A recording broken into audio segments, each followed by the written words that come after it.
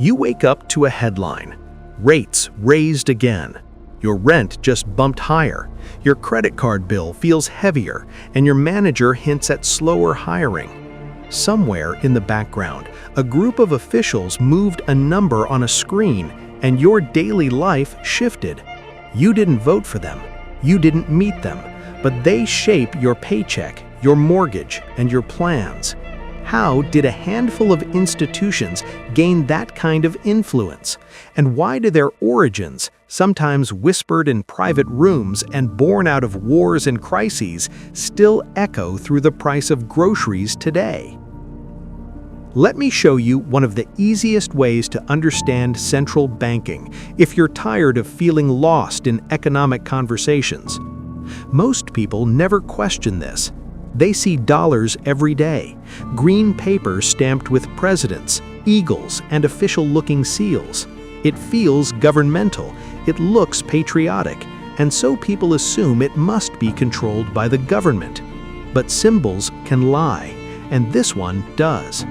The Federal Reserve, the institution that shapes the value of every dollar you earn, save, or spend, sounds like a federal agency. It has federal in its name. It sits in Washington, D.C., encircled by marble walls, guarded entrances, and flags that flutter like the country's silent approval. But the deeper you look, the stranger it gets, because the Federal Reserve is not federal. It is not owned by the government. It is a private corporation, quiet, insulated, and largely untouchable. Courts have repeatedly classified it as such. Its stockholders, private banks, receive guaranteed dividends. Lewis versus United States.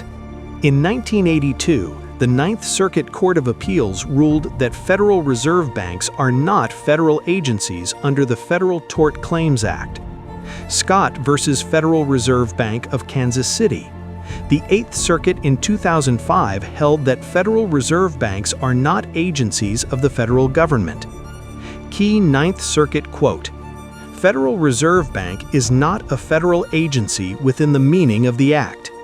Legal distinction. Federal Reserve banks are categorized as corporate instrumentalities, but explicitly not as government agencies. Its board members are not elected by the American public. They operate behind closed doors, issuing statements to the world after the decisions have already been made. It's an institution that behaves like the brain of the economy, but answers to no one you can vote for. And that's not even the part that should keep you up at night. Here's the part no one wants to discuss. Every single dollar in your wallet originated as debt. Literally every dollar. Every credit, every loan, every digit in a bank account. If all debts, government, corporate, and individual, were somehow magically paid off tomorrow, the money supply would shrink to nothing.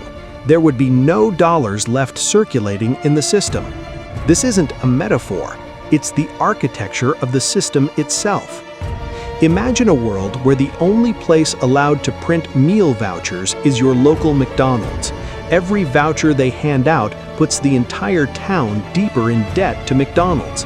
But the town needs those vouchers to function, to buy food, to work jobs, to pay bills. The more the town grows, the more vouchers it needs, and the deeper the debt becomes. That's how the American monetary system works. Since 1913, a private corporation has controlled the creation, expansion, and contraction of the nation's money supply. And because every dollar is born from borrowing, the system must constantly expand or collapse. But here's where the story turns even darker. Every single member of Congress, the same people who are supposed to oversee this system, barely understand how it works. Many have admitted they've never read the Federal Reserve Act. Others fear challenging an institution that can sway markets, punish banks, and collapse political careers simply by adjusting interest rates or shifting financial winds. But once in a while, someone has spoken out. In 1932, Congressman Louis T. McFadden stood on the House floor and delivered a warning few have dared to repeat. He called the Federal Reserve one of the most corrupt institutions the world has ever known. He claimed it had practically bankrupted our government. He accused it of operating for the benefit of private stockholders. His warnings were dismissed as paranoia, but history has been kind to his accuracy. Because as decades passed, through wars, recessions, booms, and bailouts, the same system persisted, a private entity creating public money, lending it to the government with interest, and quietly shaping the economic destiny of millions. And here's the quiet truth most people never connect. Those who control money rarely need to control anything else. Not the media, not the markets, not the politicians. Money is the bloodstream of society, and whoever controls its flow controls the body without ever touching the mind.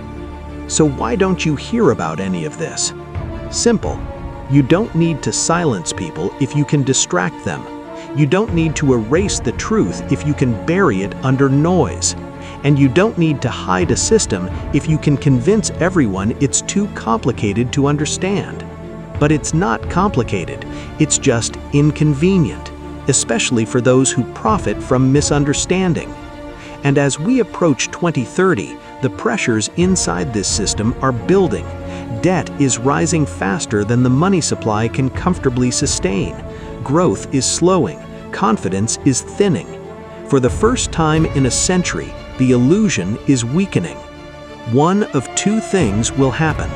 Either the system will be forced to transform, or the system will collapse under the weight of the debt it creates.